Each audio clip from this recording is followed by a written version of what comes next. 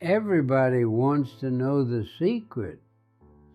I'm 106 years old, and everybody asks me, Sal, what's the secret?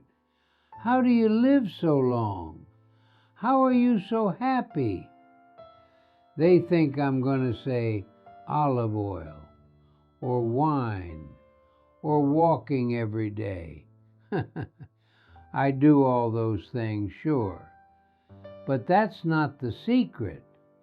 You want to know the secret? Come closer.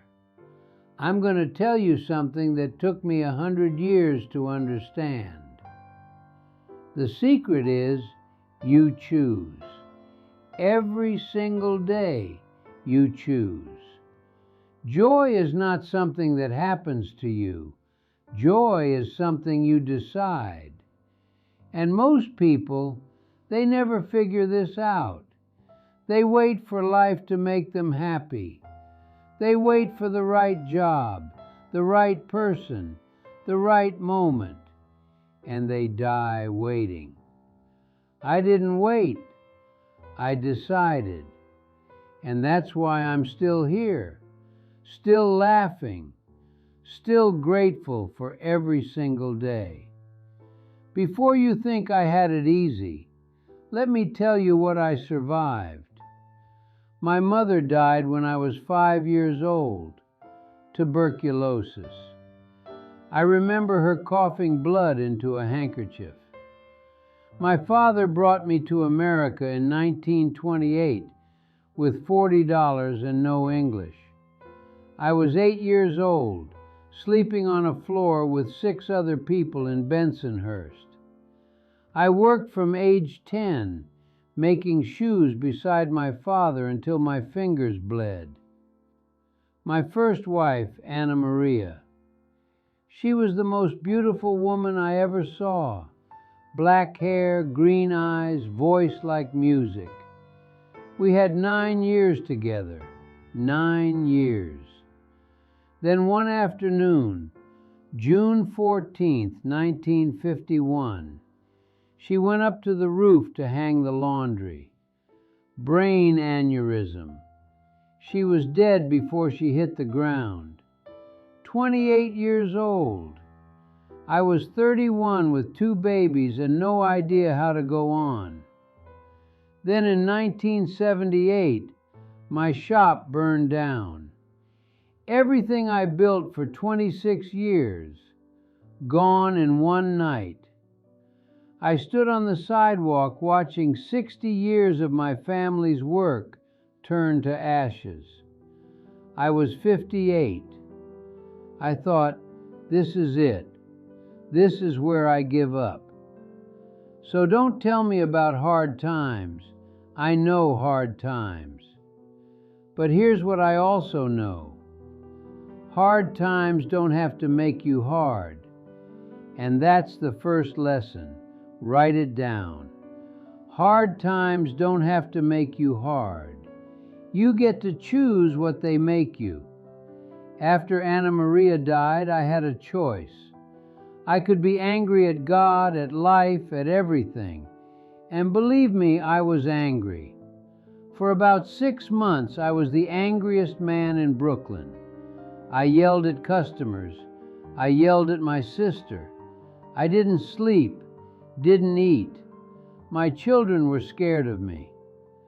Then one night, my daughter Lucia, she was maybe 5 years old, she came to me crying. She said, Papa, why are you so mad? Did I do something wrong? And I looked at this little girl, this beautiful little girl who lost her mother, and she thought it was her fault that I was angry. That night I made a decision. I said, Sal, you can be angry or you can be a father. You can't be both. And Anna Maria, God rest her soul, she didn't marry an angry man. She married a man who made her laugh. So I'm going to make my children laugh. I'm going to honor her memory by being the man she fell in love with. And that's what I did. Not because I wasn't sad. I was sad every day for years. But I decided that sadness wasn't going to be the only thing my children saw.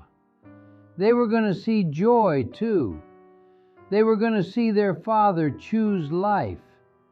So here's what I want you to understand. You're going through something right now.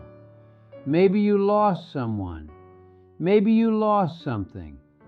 Maybe life knocked you down and you don't know how to get up. I'm not going to tell you to pretend it doesn't hurt. It hurts. Feel it. But then, and this is important, then you choose. You choose what comes next. Nobody else can make that choice for you. Now let me tell you about Gloria, 1990. I'm 70 years old. I haven't been with a woman in almost 40 years. I go to a church potluck. The only reason I went was for the lasagna. I'm telling you the truth. And I see this woman across the room. She's laughing at something, and her whole face lights up. And I think, that's the most beautiful thing I've seen in 40 years. Her name was Gloria Washington. She was black. She was 62. She was a retired nurse. And when I walked over to talk to her, half the room stopped eating to watch. An old Italian man and a black woman in 1990 Brooklyn. Madonna, the looks we got. My own son Enzo, he didn't speak to me for 2 years after I married her. 2 years. He said I was disgracing his mother's memory. He said the neighborhood was talking. You know what I told him? I said, Enzo, I love you, but I spent 40 years alone. I'm 70 years old. I found someone who makes me laugh.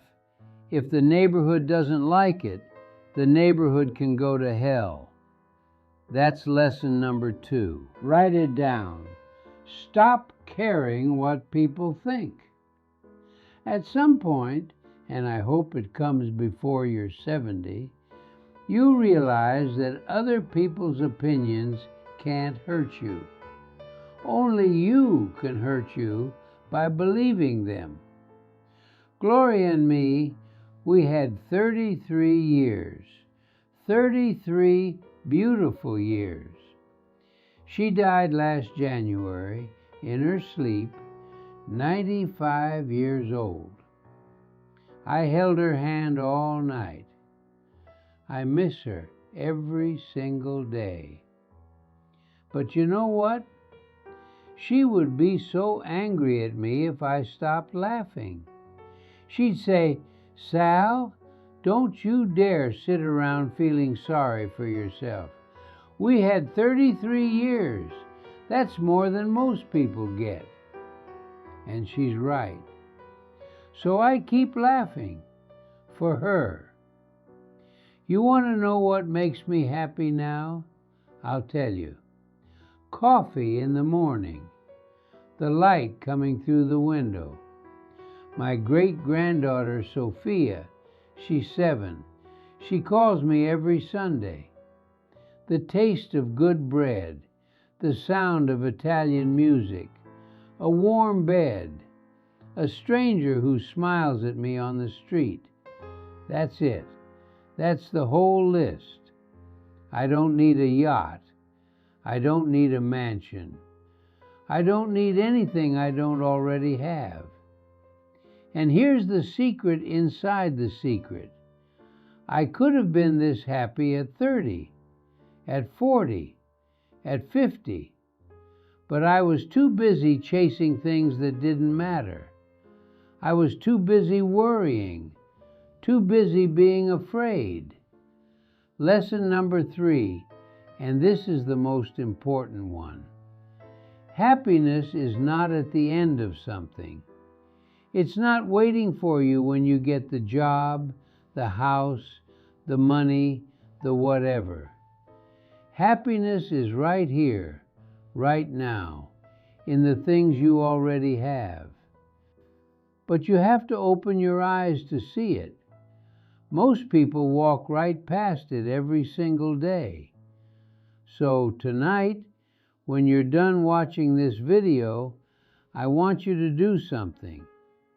Sit down, look around.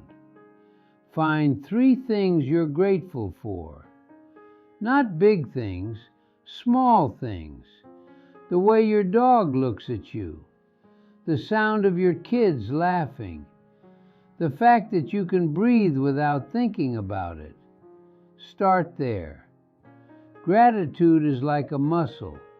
You have to exercise it every day. And if you do, I promise you, your life will change. I'm 106 years old. I lost my mother at 5. I lost my first wife at 31. I lost my shop at 58. I lost Gloria last year. I should be the saddest man in the world, but I'm not.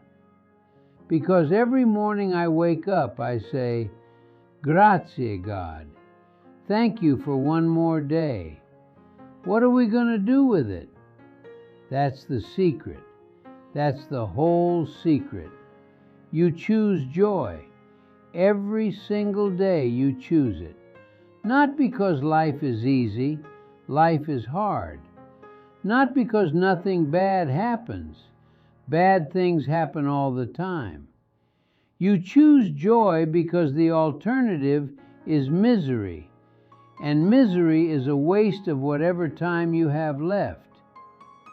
My mother used to say, and I remember this even though I was only 5, she used to say, Salvatore, la vita è bella se la guardi bene. Life is beautiful if you look at it right. I didn't understand when I was 5. I didn't understand when I was 30 or 50 or even 70. But now, at 106, I finally understand. Life is beautiful. Not perfect, beautiful. With all the pain, all the loss, all the hard times, beautiful. And you only get one. So stop waiting to be happy.